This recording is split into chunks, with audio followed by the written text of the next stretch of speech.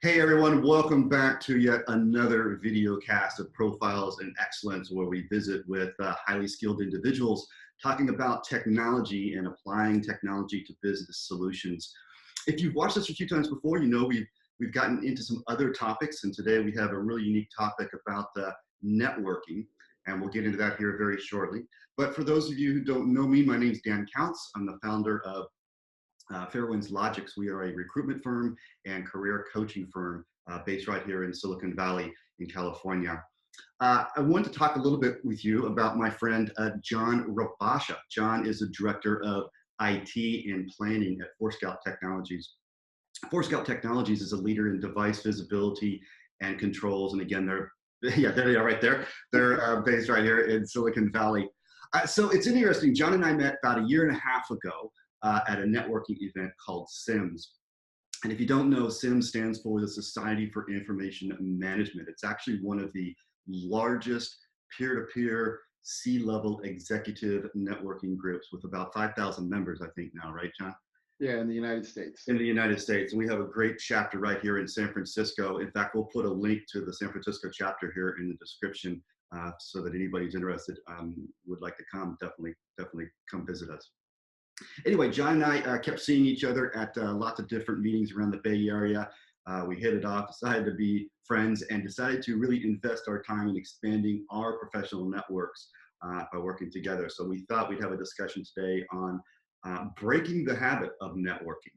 And we'll talk a little bit about what that means to us. So without further ado, let me welcome John Rabasa. Thanks for being here. Thanks for inviting me, Dan. Pleasure to be here. Yeah, it's an exciting day. I wanted to kind of give a question to tell us a little bit about Forescout and kind of what you do at a high level, other than kind of what I mentioned before.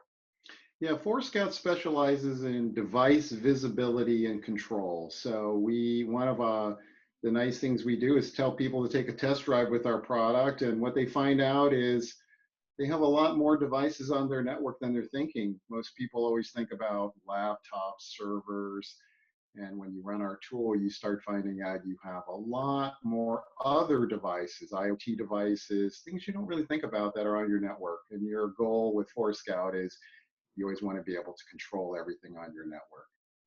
I would think you guys would be seeing quite a little uptick right now with the whole work from home scenario. I mean, that's like all of a sudden everybody's house is connected to the network. Well, I think with network security, it's always going to be a hot market. People are always concerned, and so this whole security space always tends to stay pretty heavily invested, right? And that's a good thing. We always want more security on our corporate networks, and so it's important. Right. Good. So let's talk a little bit about the misconceptions of networking. Yeah, I think a lot of people always look at networking as, going to an event. Let's say you go to a conference event like HMG, you take your phone with you, you meet somebody at a table and you go, hey, let's link in together and let's network, let's be part of each other's network. Or you might go to an event that has a happy hour, you meet other people. But networking is not just meeting these people. It's not getting them just to the LinkedIn. It's the misconception is people sort of stop when they do the LinkedIn thing. Yeah. But you got to do more than that. You've got to go beyond that. Networking is more about the relationship building. It's not getting 1,000 names on your LinkedIn because you don't know those people. None of those people are going to do anything for you. Well, how do you nurture that relationship, right? I mean, that's kind of the next step. There's the clicking on the network. Okay, that's fine on LinkedIn. But then how are you going to build that relationship? How are you going to nurture that to where it's beneficial both directions, not just one direction? Yeah, exactly. Well, you have to start somewhere. So going to those conferences and doing what we think networking is you have to have the opportunity to meet people. It's what you do beyond that is where we have to break this misconception. Networking doesn't stop by meeting people. You have to continue the journey to let those people get to know you, because networking is not just how many people do you know, it's how many people know you. Yeah, and what is the depth of that relationship too, right? How can that help? How can that relationship be bi-directional? Yes, exactly. What would you say are kind of the top reasons as to why people network? Well, we do networking mostly to be selfish. I mean, let's be honest. We're always trying to get something out of networking. We want more people to know us. But there's a lot of people out there that want something from us too. And I think that's why they network. So a lot of vendors want to network with you because they're trying to get an opportunity to come into your company. You got a lot of people in your past that are reaching out. They network because they're looking for work. I mean, when you're out of work, you tend to call people you know. You network all the time. People are, in IT, we get this constant barrage of requests. People want something from you. So, you network for the reason because you're trying to get answers to all these questions. You try to find out how to get the answer quicker without having to do it all, from scratch. Yeah. So let's think about why do you think CIOs, Dan, have such a wide network when they become a CIO? What do you think that reason would be? I think because, in my experience, has been that they have developed those relationships and cultivated those relationships over the years. And I think my experience has been that, CIOs and CEOs and CFOs, they really understand how to orchestrate and develop and nurture relationships that help themselves, but also help the people around them, right? And it's interesting because I find a lot of people want to network only when they need something. Oh, I need a new job, right? When I talk to a lot of the CIOs I know, they tell you the reason they network so much is they don't want to say I'm the expert of everything, because it's hard to be an expert in every possible area of IT. They have such a wide network to rely on people to help them answer those questions. What did you hear was the latest security fad? Or, oh, we see this vulnerability. Are you guys experiencing that? Is it something we should act on now? They want to call people for advice to be their sounding boards, to help them know, is this something I should drop what I'm doing, or do I need to get on it right away? But they need the wider range of people because there's so much that keeps coming out in our industry to learn. It's Right. just easier to get on the phone and call a peer and get some advice. And that's what we're talking about here with networking. Your goal is to create your own sort of large network of people you can rely on to help you. And you want to be able to help them as much as they help you. And I think that's what we're going to talk about more, is how do you create more of that two-way, not the one-way. Those CIOs that have those large networks are helping their peers as much as they're getting help, right? They Yeah. don't, it's Yeah. not a one-way, it's all for me. It's a sharing thing. It's It how do absolutely you is help a sharing each thing. other? And well, it is a sharing thing. And then when you need that network should have already been built years ago. And I think that's one of the misconceptions that people Yes, exactly. recognize. So yeah. What would you say are some of the odd things maybe you've experienced in networking events and things like that? What's your experience has been? I'll give you a story of an odd event. When I was earlier in my career, people always kept telling me, you have to network. So, I used to carpool with a guy who became the CFO at a job where I wanted to become the manager of IT. And so I carpooled with him thinking I was networking, trying to see what he wanted for the job. And I thought I was the leading candidate because I was doing all the right things people telling you. But Right. in the end, I didn't get that job, and it's probably because I kept looking at carpooling from my perspective, right? That, oh, I'm doing all the right things, I'm all talking to people, and that's not the right thing. The part of it is his perspective. I didn't see his perspective enough. I might have thought I heard that, but it obviously didn't work because I didn't get selected.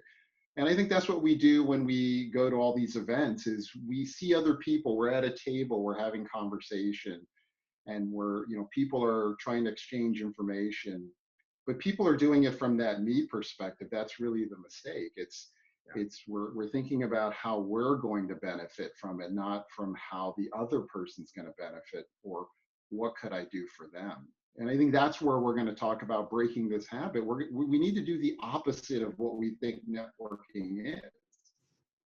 It's not what's in it for me, it's what's in it for them. What's in it for How are them? you Yeah. going to benefit, give them some kind of benefit? You know, it's an interesting point. And that's one of the things that I really focus on in my recruitment practice is providing introductions to people. It doesn't matter if I'm going to benefit from it or not. In fact, I'm just as happy if I don't, because then I can say, hey, I gave it, you know, with no strings attached. But I really enjoy helping someone get introduced to maybe a CFO or a CIO that I know in my network that maybe this person could benefit from, right? And I try to do a couple of those a week as consistently as I can. I don't always do it as consistently as I'd like to. But you'd be amazed about the rapport that you can build with folks and how grateful that they are that you took the extra step to remember them. Hey, I know that this is something you're interested in. This guy's over here. I think the two of you guys should connect, right? And benefit from each other. So but that's one of the benefits of networking is that you know you have that nice easy way of introducing people. I remember being at an event, you introduced me to somebody. That's not my natural thing, right? You want your network to be filled with people who are so different from you that they make it easier for you to network. They pull you in when you're more introverted and shy, and they introduce you to people that you can get to know. And you've done that for me several times. And that's what I admire about networking is there are some people who just make you feel comfortable and pull you in.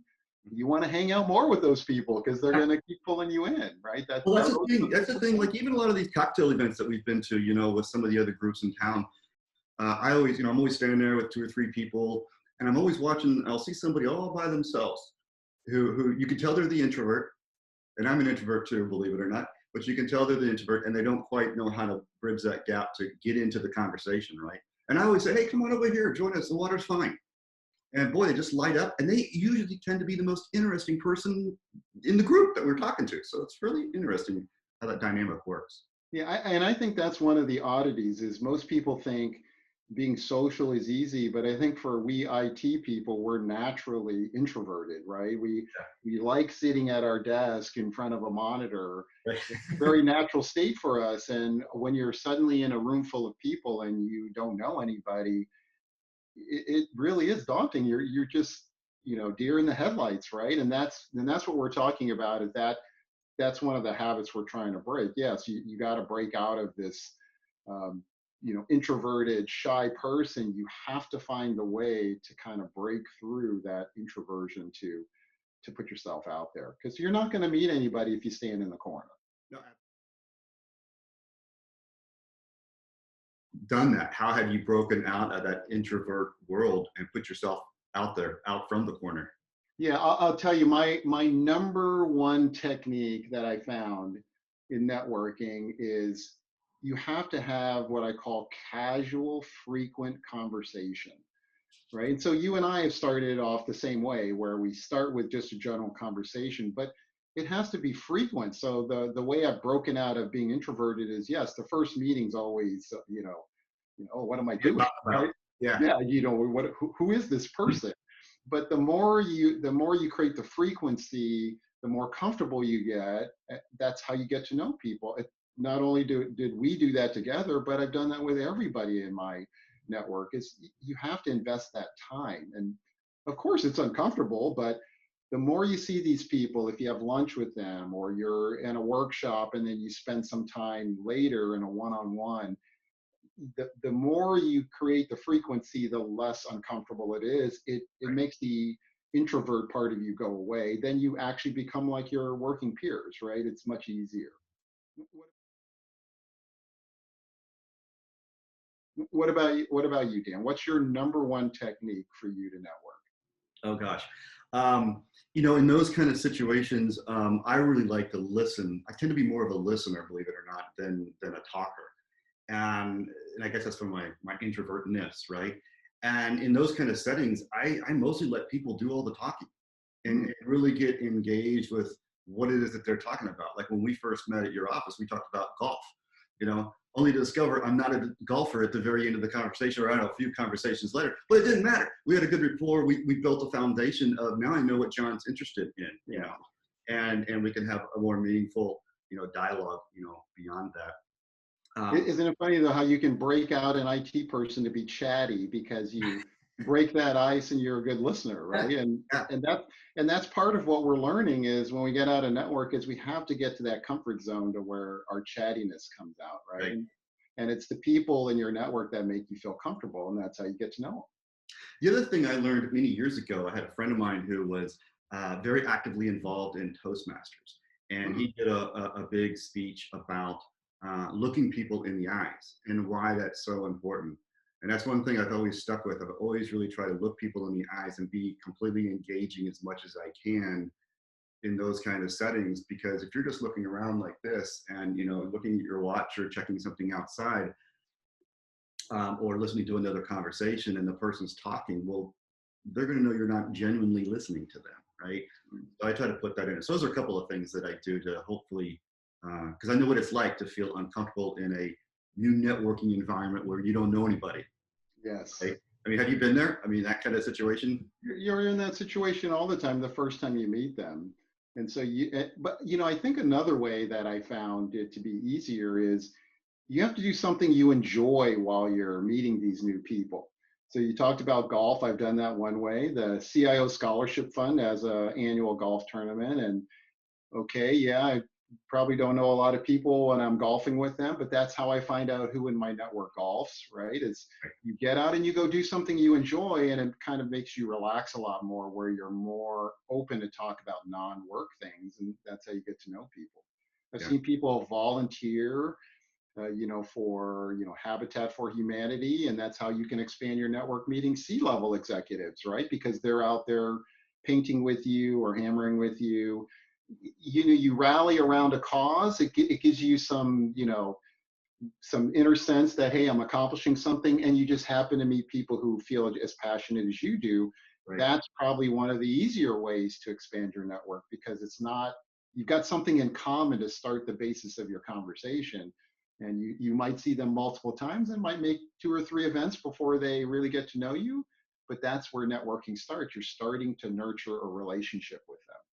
That's a good point too. When you go to multiple events and people see you at these different events, suddenly you're kind of part of the crowd. So like it's like the more you go through that exercise of stretching in an uncomfortable environment, as you mentioned earlier, it becomes more comfortable. Yes. And the duplication effect is people see you in different locations and now they are more open to, oh yeah, I saw you at the HMG group or the Sims group or SICE or whatever the group is, right? So yeah, And I think one of the easier ways when you meet somebody for the first time is go do something for them that they won't expect, right? I mean, when you and I first met, I started referring some people over to you that I knew who were looking for a job. They actually needed a coach. Whether they sign up with you or not, the goal is I'm trying to send people your way so you see who I am, right? And I think that helps because it's good for both sides. I'm helping somebody in my network say, hey, you should go talk to Dan. He could help coach you, and I'm trying to help you at the same time. I'm helping two people at the same time has nothing to do with me, right. but that actually helps build a relationship is you're finding an opportunity to do something for somebody else. Yeah, that's a good point. It builds good karma, Yeah. and I think, my experience has been if I put it out there and just let go of it, it always comes back to me 10 times fold, right? Yeah. I don't really think about it that way when I'm doing it, but I have noticed that the more I push out to the world and helping, just an example like you cited, the more it does kind of come back. So it's very But powerful. I'll tell you, Dan, during COVID, though, I found that my technique of networking really is struggling now because I can't meet people face to face. You Yeah, how know are you that. dealing with that? Yeah, how are you dealing with networking in a COVID? It's definitely very tough for me. I think that you are probably, how are you getting through COVID and networking? Because I don't think I'm going to be the expert of networking during today's time. Yeah. My technique has definitely been working pre-COVID, but I'll admit I'm struggling a lot more now. What are you doing to keep networking flowing during COVID times? I think my business, I'm a constant networker, so I guess I don't think about it so much, but I'm doing probably a lot more, hey, let's get together and catch up on Zoom calls with no real topic, no agenda in mind. And I'll send, somebody in my network an email, hey, I'd love to catch up with you. And we'll get on Zoom and talk. And I'm finding that people seem to have more time to some degree. People aren't commuting as much, right? An hour and a half, 2 hours in traffic every day. and they're open to that. And then when we get towards the end of the conversation, I always stop and say, "Hey, this was great. Let's do this again like a month from now." And now I have this constant funnel, if you will, or pipeline of people that I'm connecting with, right? And that's one way to kind of keep your connection pipeline warm. Because as we said at the beginning, it's one thing to connect to LinkedIn and go to a group, and then like that's it. Well, how do you nurture that? Well, you can nurture that by being, forthcoming, setting up a call, doing a catch-up call, but also have a follow-up catch-up call so it's constant on down the road. Otherwise, it gets cold. The warm contact turns cold, and the goal is to keep them warm so that you can nurture them, so you can help each other, right? Well, I didn't think about it that way. I've done Zoom catch-up calls with people. That is networking now, right? That's still nurturing the relationship. But Virtual networking. yeah, virtual networking. I haven't initiated as many. Yeah, I mean, during the pre-COVID times, I'd go out to lunch because breaking bread with people always helps you connect a lot faster. But maybe that's my weakness is I've got to substitute more Zoom meetings and more downtime just to catch up with people, see what they're doing, what's going on. And I'll admit during, COVID times, you're so focused on Zoom meetings, right? It's so much more intense to get work done. Yeah. You don't take the break and you don't take the time. And that's probably what's missing in my COVID networking time. Yeah. So what are some of the takeaways that we can leave folks with today who are looking to expand their network, grow their professional development? What are some of your thoughts? Well, let me give you an easy thing to do, a medium thing to do, and a hard thing to do. So the easiest thing to do is to just contact an old boss, an old peer, and set up a catch-up call, right? Somebody it helps you keep that relationship going, and just do it as a quick catch-up call. You do that all the time. I need to do that more, and those are real easy things to do. We're not uncomfortable to reach out. So remember, it's about nurturing the relationship. So keep that relationship going. Now let's look at something on the harder side. You could reach out to somebody you kind of know, maybe somebody you don't know real well, but you've met them a few times. Could have been an introduction from a CIO or another peer. In the pre-COVID days, you'd go to lunch, but in this case, you're going to try to reach out via Zoom to meet that person. You want to do a video meeting. It's not a phone call. You really want to kind of bring yourself out of the comfort zone. It's really about, how do you start initiating these conversations? It's like starting on the ground floor. And that is much harder and it is uncomfortable, but if you're doing it with somebody who's just as uncomfortable with you, it actually is a lot easier. The hardest thing you can do is that you commit to something that really forces you into networking. And there are lots of organizations out there. There's SICE CDP, who's been doing that for CIOs for a long time. The SIM organization you talked about at the beginning is restarting their San Francisco Bay Area chapter. And so that's a regular once a month meeting you get with the same people. And the idea of that, committing to this organization, is you will start to see the same people over and over again. And it should help you sort of bounce into this new way of networking, which is you meet them at a meeting and then you reach out and try to build the relationship. So you got to break the old habit of just saying, hey, Dan, let's link in with each other. What's your LinkedIn address? And you take the next step and you realize you're on a journey of the relationship. It's not just the beginning of the relationship. Hardest part, brand new, meet new people, get yourself out there and push yourself into building that relationship with people. And one thing we should add too is don't lose sight of people may want to network with you. We spent the bulk of our time today focused on you networking with them, but how do you open yourself up, right, for people to network with you? And you don't know what's there. You don't know what's right around you. Yeah, I think that's part of what you and I have just gotten used to because we joined the SIM organization. Is we know people might reach out to us that we don't know, and we keep an open door, and there's never anything to lose in starting that journey. The goal is you just got to get yourself comfortable to try it. You got to be willing to open the door to other people. That's awesome. Well, awesome discussion. Thank you so much for being here, John. Again, John Rabasa, Director of IT and Planning at Forescout. We'll put a link in our description. If you're not a subscribed member to Profiles in Excellence, we are growing quite aggressively now. We've got over 1,000 different subscribers, so we'd love to have you join and keep up to date on our many topics that are coming down the pipeline. So hope everybody keeps well, keep safe. Thanks, John. Thanks, Dan.